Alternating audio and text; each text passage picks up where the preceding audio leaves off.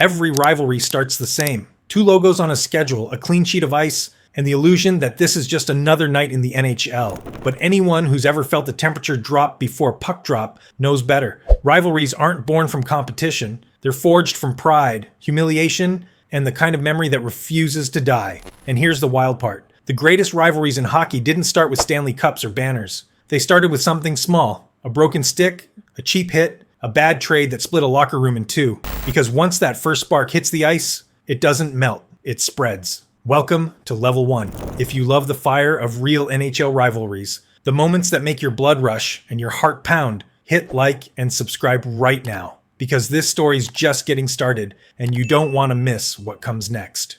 Level 1. The spark. When dislike turns to fire. Every great rivalry begins quietly. Not with fireworks or fists, but with a look. A hit that lingered a second too long. A rookie who didn't know his place and decided to flatten a veteran in front of 20,000 people. Sometimes it's a coach refusing to shake hands. A captain skating past the opposing bench with that half smirk that says, "Remember me." In the moment, it seems like nothing. Just hockey. Just the heat of the game. But somewhere deep inside the arena, something ancient wakes up. Pride, ego, and that dangerous mix of memory and revenge that hockey fans live for. And then it happens. One spark that changes everything. One punch that drops not just a player, but a sense of restraint. One quote in a post-game interview, they quit on their team. And suddenly, the whole league feels the vibration. Fans start marking calendars, journalists sharpen their headlines, and even the players pretend they don't care, while silently counting the days to the rematch. The spark isn't logical. It's emotional combustion. That moment when respect fractures and obsession takes over. What makes this stage so intoxicating is its unpredictability. It doesn't care about standings or stats. It doesn't matter if you're a dynasty or a basement dweller. When that spark ignites, you're equals in the fire. From that day forward, the games stop being just games. Every hit has context. Every goal feels like revenge. The crowd doesn't just cheer, they remember, but sparks are never content to flicker. They look for something to burn, something that lasts longer than one bad night or one bruised ego. And when they find it, they spread faster than any coach can control, any apology can cool, any rulebook can contain. Because in hockey, once pride is wounded, it doesn't heal, it hardens. And that's when things stop being playful and start getting personal. Because sparks don't stay small, they burn deeper, they bruise.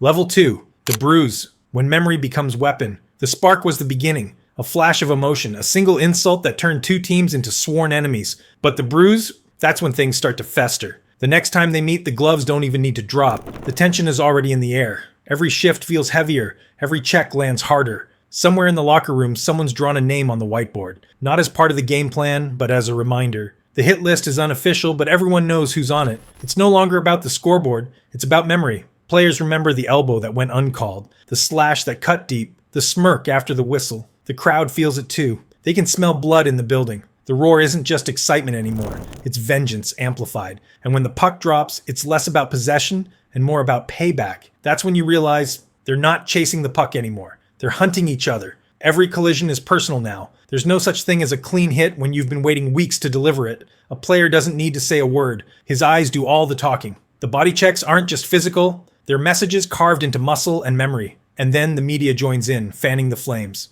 They replay the clips, quote the chirps, ask the questions designed to reopen wounds. Before long, even casual fans are picking sides, living vicariously through the chaos. The rivalry starts to expand. It's no longer about two players or two teams. It's about pride, revenge, and who's willing to go further. The bruise stage is where hockey's beauty and brutality collide. It's the art of controlled chaos, barely controlled. Because now, every game feels like a continuation of the last one. Every whistle, a reminder that this story isn't finished. And deep down, every player knows, bruises fade, but grudges don't. And if you think that's intense, wait till the feud goes public.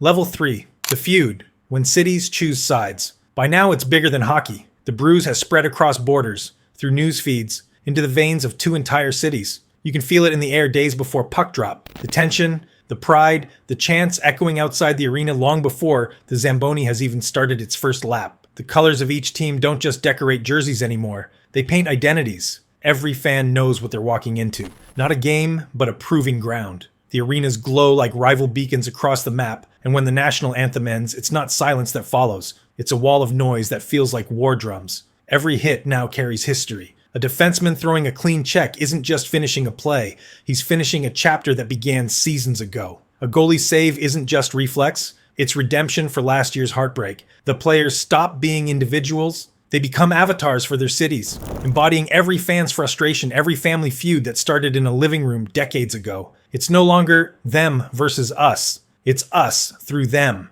And then it happens. The moment that turns rivalry into legend. A slash across the wrist, a suspension that divides the league, a goal that shouldn't have counted but did. Maybe it's a brawl in the handshake line, or a captain refusing to shake hands at all. Whatever it is, it's a moment that doesn't end when the horn sounds. It becomes the headline, the clip that runs for years, the ghost that haunts every rematch. From that point forward, logic leaves the rink. It's not about standings anymore, it's about identity. Kids grow up hating a team before they even understand why. Families are split down the middle during playoff season, and when one side loses, the other doesn't just celebrate, they gloat like it's divine justice. The feud isn't about the ice, it's about belonging. And when belonging is tied to rivalry, it becomes unstoppable. Because once a feud lasts long enough, it stops needing fuel. It becomes instinct.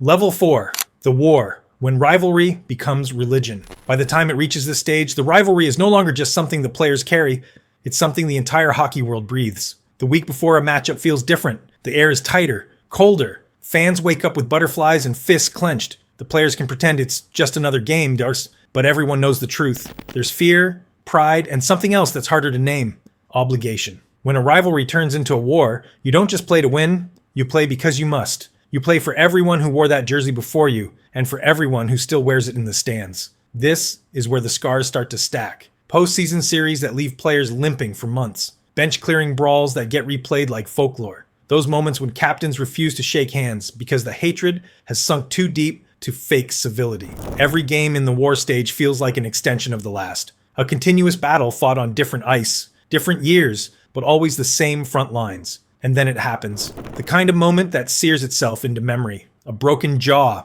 a revenge goal, a crowd chanting like it's a battlefield, and maybe in that moment, it is. The noise, the violence, the raw emotion, it's not entertainment anymore. It's a ritual. Every hit is an offering. Every goal is a scar reopened. The rivalry stops being about hockey entirely. It becomes a story of survival. Who can endure the hatred longer without breaking? At this level, careers are defined by it. Some players rise because of these wars. Legends who seem to grow stronger with every bruise. Others vanish under the weight, their confidence shattered in arenas that never forgave them. Coaches get fired. Cities erupt. Dynasties are built and broken, all in the name of pride. But even the fiercest wars burn themselves out. The bodies can't take it. The heroes retire. The fire fades to embers. Still, the memory doesn't leave. It lingers, humming beneath the ice, waiting for the next generation to awaken it. But wars can't last forever. What happens when they end? When the names fade and the stories don't? Level 5. The myth. When hate turns to history. Eventually, every rivalry runs out of players. The heroes retire, the villains hang up their skates, and the roar of the crowd fades to a hum of memory. But something strange happens when the ice settles. The hate doesn't disappear, it transforms. What was once raw emotion becomes folklore, passed down like campfire stories from one generation of fans to the next. You still hear the old-timers in bars arguing over who started it all, who threw the dirtiest hit, who scored that goal that changed everything. The faces change, but the feelings don't. The echoes of those battles still vibrate in every new season, like ghosts, skating the same lines again and again. And here's the truth. Rivalries don't die when the players retire. They live in the stories, the jerseys, and the echo of every goal horn. They live in that tattered banner hanging from the rafters, in the numbers stitched onto kids' backs, in the pride that no one can quite explain, but everyone can feel. Time doesn't erase the hate. It refines it into legend. What once was anger becomes awe. The same names that once made your blood boil are now spoken with respect. Grudging, maybe, but real. Because even your greatest enemy becomes part of the story that defines you. And the next generation, they inherit it without question. A kid grows up in Toronto knowing to boo Montreal, or in Chicago, knowing that Detroit is the enemy. They don't know when it started or why. Only that it matters. That it's sacred. Rivalries outlive logic, outlive players, even outlive the reason they began. They become hockey's mythology. The invisible thread connecting past to present, fathers to sons, legends to rookies. In the end, the greatest rivalries don't fade away. They evolve into something eternal. The names may change, but the echoes stay the same. Every face-off, every roar, every clash is another verse in a story that never ends. The ice melts, the names change, but the fire never does. Maybe that's what makes hockey rivalries eternal. They were never truly about hate. Not really. Hate is just the surface layer, the frost that forms over something much deeper. At their core, rivalries are about belonging. They're about finding yourself in the chaos, in the jersey you wear, the city you defend, the roar that makes your heartbeat sync with thousands of others. Every cheer, every chant, every grudge becomes part of a shared language that only hockey people understand. Generations pass, rosters change, but the emotion stays stitched into the game itself. These rivalries remind us that greatness isn't measured only by goals or trophies, but by the stories we keep alive, the moments we refuse to forget. Because when the puck drops and the crowd rises, it's not just two teams facing off. It's history meeting the present, pride meeting memory, and passion defying time itself. In the end, that's what hockey really gives us. A place to belong, a story to tell, and a fire that never truly goes out. Rivalries aren't just part of the game, they are the game, eternal, echoing, and unforgettable. Appreciate you watching till the end. If hockey runs in your veins like it does in mine, hit like and subscribe. Not for the algorithm, but for the love of the game. Every week, we keep the rivalries alive, one story at a time, because legends fade, but fans never do.